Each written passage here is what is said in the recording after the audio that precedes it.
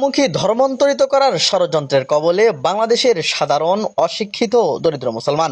Bundle bundle টাকা, অর্থ সম্পদ, চাকরি দেয়া কিংবা ঋণ দেওয়ার নাম করে মুসলমান থেকে বানানো হচ্ছে খ্রিস্টান। হাতের মধ্যে টাকা ধরিয়ে দিয়ে আর ধর্ম সম্পর্কে ভুলভাল তথ্য দিয়ে মুহূর্তের মধ্যেই বানানো হচ্ছে খ্রিস্টান। শহর থেকে দূরে গ্রামের প্রত্যন্ত অঞ্চলে এর প্রভাবটা তুলনামূলক বেশি। প্রিয় দর্শক, নানা অভিনব কৌশলে তারা মুসলমানদের মধ্যে খ্রিস্টান ধর্মের প্রচারণার কাজ করে থাকে। এমন অভিনব একটি কৌশল আমাদের অনুসন্ধানে উঠে এসেছে। চলুন প্রত্যক্ষদর্শীর মুখ থেকে শুনে নেই বিস্তারিত ঘটনা। আমরা আসছিলাম হচ্ছে পুরা শুটিং ইউনিট নিয়ে আমরা টিএসসিতে আসছিলাম। তো টিএসসিতে দেখলাম যে একটা ট্রাকে করে আমাদেরকে মানে জনসাধারণের জন্য কিছু গিফট দিচ্ছে। তো এটা বাইরে থেকে দেখতে অনেকটা কিছুটা রেডিওর মতো। তো আমরা এটা মনে করি আর কি আমাদের কাছে দেয়া হলো।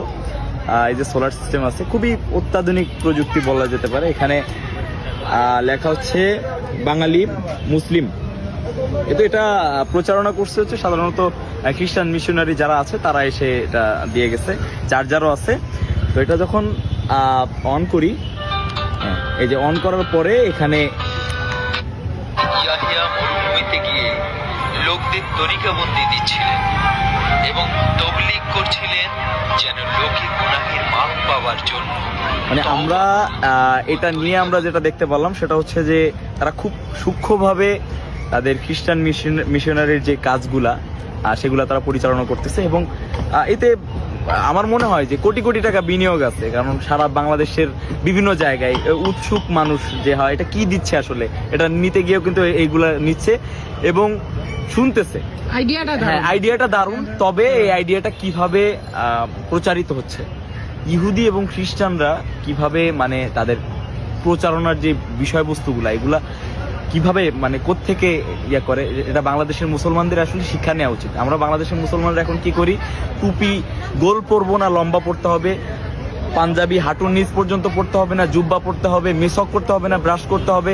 এগুলা নিয়ে আমরা যখন পড়ে আসি তখন দেখেন যে তারা 90% মুসলমানের দেশে কিভাবে তাদের ধর্ম প্রচার করে যাচ্ছে এবং খুব ভালোভাবে। এখানে আমার মনে হয় যে 95% থেকে 100% মানুষই যারা মুসলমান তারা এটাকে নিচ্ছে এবং তারা শুনতেছে, পজিটিভলি অ্যাকসেপ্ট করতেছে এবং তারা নিজের অজান্তেই তারা কিন্তু বাইবেল শুনতেছে। তো বাংলাদেশের মুসলমানদেরকে প্রতি অনুরোধ থাকবে যে আপনারা আপনাদের জায়গা থেকে অনেক সুযোগ আছে নিজেদেরকে বা ইসলামটাকে প্রচার করার। আপনারা সেই সুযোগটাকে হারায় ফেলতেছেন। আপনারা হচ্ছে ইসলামটাকে শুধুমাত্র মসজিদের ভিতরে করে ফেলতেছেন। নির্দিষ্ট একটা সময়ের জন্য 5 ওয়াক্ত নামাজের সময় ইসলামটাকে করে ফেলতেছেন, বাকি সময় আপনারা খুবই নিজস্বতা বা প্রচারণায় ব্যস্ত। সকলের প্রতি অনুরোধ থাকবে আপনারা নিজের ধর্মের ব্যাপারে সহানুভূতিশীল হন। প্রিয় দর্শক, সাধারণ মুসলমানদের সচেতন করতে ভিডিওটি শেয়ার করুন। এমন তথ্যবহুল ভিডিও পেতে আমাদের সাথেই থাকুন। আল্লাহ হাফেজ।